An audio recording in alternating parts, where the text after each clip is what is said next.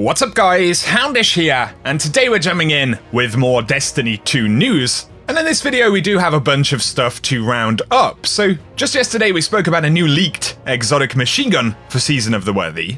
Today we're going to go over some additional details, including when we could potentially get this weapon. But we also get a look at a bunch of new Guardian Games items. Primarily some Eververse stuff, but there are some pretty cool cosmetics. We'll also look at some quests and armor details, new and upcoming exotic catalysts, infinite warmind bots, and then Bungie give us updates and clarification about bugs with various weapons. Updates that we'll be getting later in Season of the Worthy. We've got a few upcoming details about Nightfall Ordeal, Grandmaster difficulty, and some of the content we'll unlock as we move further into the season. So guys, as always, I hope you enjoyed the video, and if you do, a rating below is very much appreciated. But now let's get into it. Initially, a quick update about Trials loot this weekend. Of course, the anomaly is the map, and the featured drops for this week are the shotgun at 3 wins, the auto rifle at 5 wins, and then the arms at 7 wins, and the chest piece from the flawless chest. However, Bungie are looking into reports that some players are not getting loot drops at 3, 5, and 7 wins. It appears there is some kind of a bug there. And apparently you can find out if you have this problem if you look at the activity page for Trials. So when you look at this page, you should be able to see a listing for Pinnacle or Powerful Gear. And if you can't see that listing, then apparently your loot drops can be affected. But Bungie Help also said Trials of Osiris weekly challenges will unlock at 5 PM PDT on Saturdays, and players will have to wait until this time to play through Trials again to earn rewards from the challenges. In a future patch, they will move this reset to the Friday daily reset. So some kind of bug there, and the reset is happening at funky times. Kind of unfortunate if you have been affected this weekend, but it's something Bungie are working to sort out, and I suppose for now, otherwise, good luck if you do jump into Trials this weekend. Up next though, quick spoiler alert for some upcoming content in the form of a future exotic weapon. I'll timestamp the next section of the video down below if you want to skip ahead to Guardian Games info. But yesterday we did speak about the Heir Apparent, which is a new exotic machine gun coming later on in Season of the Worthy. And at the moment it is a classified weapon in the database, so it isn't something we're supposed to be looking at. It doesn't show up in game or anything like that, of course. But thanks to the tweets from Jinsa and Kevin Ayotte, we've got a better look at the weapon itself. Of course, there is the exotic ornament for the weapon as well, and JP Deathblade, as always, has been making some schedules of when various Eververse items are supposed to drop in the game. And it actually gives us a bit of a clue as to when we may acquire the Heir Apparent exotic machine gun, because the very first week where the exotic ornament for it is supposed to show up in Eververse, according to the database right now, would actually be the 5th of May. So that would be some point during the Guardian Games, or right at the end of Guardian Games. And it's also very interesting, because when you look at the standard version of the Heir Apparent exotic machine gun, it actually has what is almost like a dog tag on the side right there, but it shows the Warlock icon on it.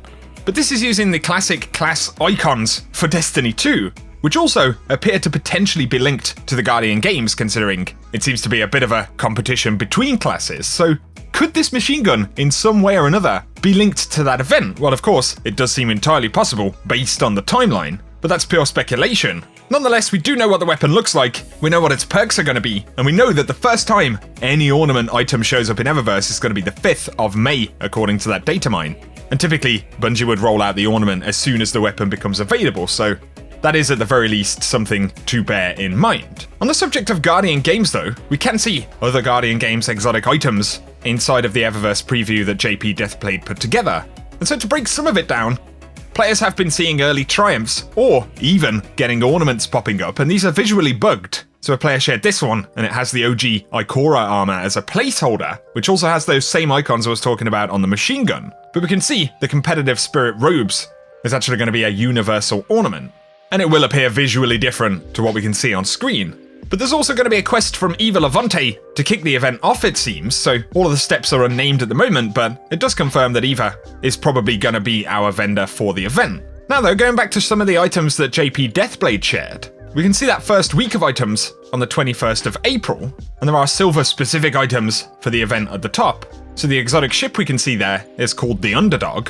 There's also the Torchlight. We can also see the Torchlight emote, and then another exotic ship called Team Spirit. There is the Represent emote, and the Victory Lap Sparrow. And so there are a bunch of different Eververse silver specific items as far as we can tell that are going to feature in the event. There are also some new kind of black and grey shaders that'll feature, and we can see those are popping up for Bright Dust. And then that week where the exotic ornament for the new machine gun shows up as well.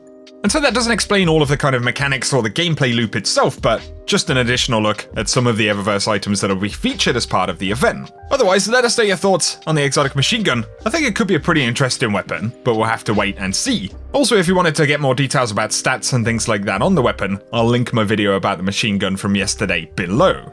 Now though, to speak about exotic catalysts. Of course, Lumina is a new one that we have in the game. There's a pretty efficient farm where you can get this done in about 10-15 minutes. If you head to the tribute hall with another player, basically shoot the red bar enemies, then heal your friend, and repeat the process. Obviously with stationary enemies and a stationary friend, and then the respawn timer, it means you can very quickly hit all of the objectives for the Lumina catalyst, so bear that in mind. There are listings, however, for other recent exotic weapons, so some from Season of Dawn, the Devil's Ruin Catalyst, and we can't see the perks for it specifically yet, but it does require 700 enemies defeated in order to upgrade, and then there's the Bastion Catalyst as well. I guess really we can expect Bungie to continue to roll out catalysts slowly over time. But for now, that rounds up a bunch of leaked exotic stuff and things coming up in the future, so once again, give us your thoughts down below. Moving on though, players have been talking about infinite, heavy frames inside a Season of the Worthy. There's a little bit of randomization to this, but apparently, if you spawn an elite frame as the last champion dies in a Seraph Tower public event, and randomly melee it, or cause a whole bunch of character collision as it attempts to explode, it is possible to get them into a state of kind of infinitely walking around and blowing stuff up. Not the most reliable glitch at the moment whatsoever. Can take a few tries to get it right, and John Futural shared a clip right here. I'll link their video down below. But it's definitely very fun, could be pretty useful for getting that secret triumph if you happen to have a coordinated team of players at the event. Although do be warned that if you manage to get an infinite frame, if you do decide to spawn another one, you will lose the immortal heavy frame, so bear that in mind. Onto some Bungie roundups though. Players have been pointing out that the Seraph SMG ornament, that's the SMG from the Season Pass, and its related ornament, actually removes its cell-producing properties. And Cosmo said we're investigating this now. It looks like it's also affecting the new Seraph shotgun, and we have a fix planned for both items in the next update. So later on in the season, they are going to fix that. And I think that's a pretty important one because Warmind cells and dropping Warmind cells from these Seraph weapons, especially considering the specific rolls you can get, probably is one of the core parts of their appeal. So it's not an ability that we really want to lose, although you can unequip the ornament if required. But then apparently the Doomfang exotic gauntlets for the Titan are once again broken. And so Cosmo said he's reporting the issue to the team today. And so Bungie continue to track various different glitches and exotic bugs in the game. Speaking of glitches, or just massively oversized gauntlets, of course before the season came out, players were already discussing the huge shoulder pads for the Titan. Of course this is the ornamented Seraph set for the season, but Lost in Thought shared an image here, and it pretty much makes hip-firing bows completely impossible. In fact, when you try and hip-fire a lot of weapons while wearing these gauntlets, they essentially cover most of the screen, which is pretty crazy. You may remember back in D1 the Maulers strike-specific loot from on the Dreadnought. That also took a lot of field of view away, but yeah, these new Titan ornaments take that to a whole new level. Players have been pointing out that on the Moon map, you can see an objective for the Moon Bunker. This isn't something we can currently complete, of course. We'll get access to that on Tuesday, but we can see that same objective of Rasputin needing help to re-establish the Warsat defense system.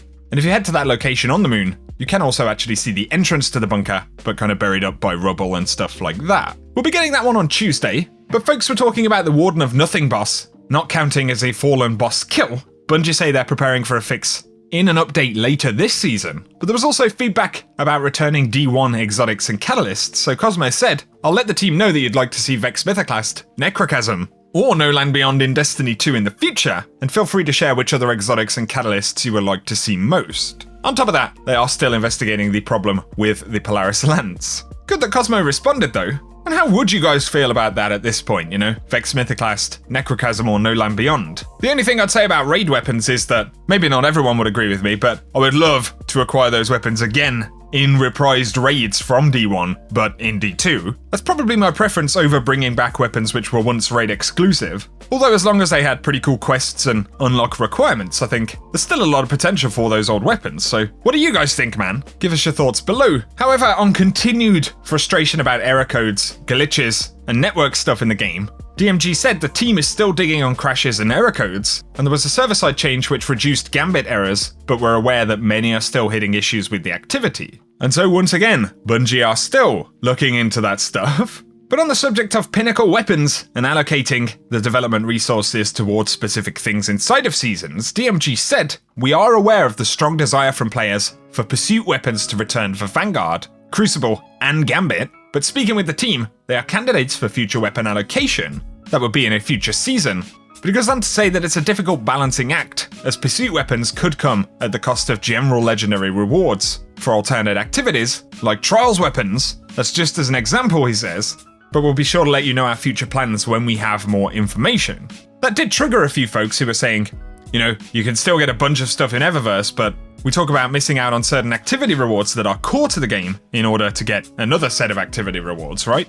And so I do appreciate that perspective from the community. Give us your thoughts below. Although I do think Trials Weapons was kind of an example. It does just, however, happen to come as part of a season that has fewer core legendary rewards, right? The Seraph weapons. And then we also get the Trials weapons. So there is definitely an obvious juggle on Bungie's end. So give us your thoughts about that. But on the subject of future content, stuff that's coming up in that update we get later, as part of Season 10, we can see a list here of Grandmaster difficulty nightfalls, and you can preview a bunch of the modifiers and things like that in the game, with that monstrous power level of 1060. But from database listings, of course, these may be updated in the future, but currently it looks like Broodhold, Exodus Crash, the Arms Dealer, Insight Terminus, Tree of Probabilities, and Warden of Nothing are going to be the initial set of strikes focused around Grandmaster difficulty. We got a lot of powering up and prepping up and builds and things like that to get ready before we're going to be ready for Grandmaster, but give us your thoughts about it. However, from some of the triumph steps that we can see in the database,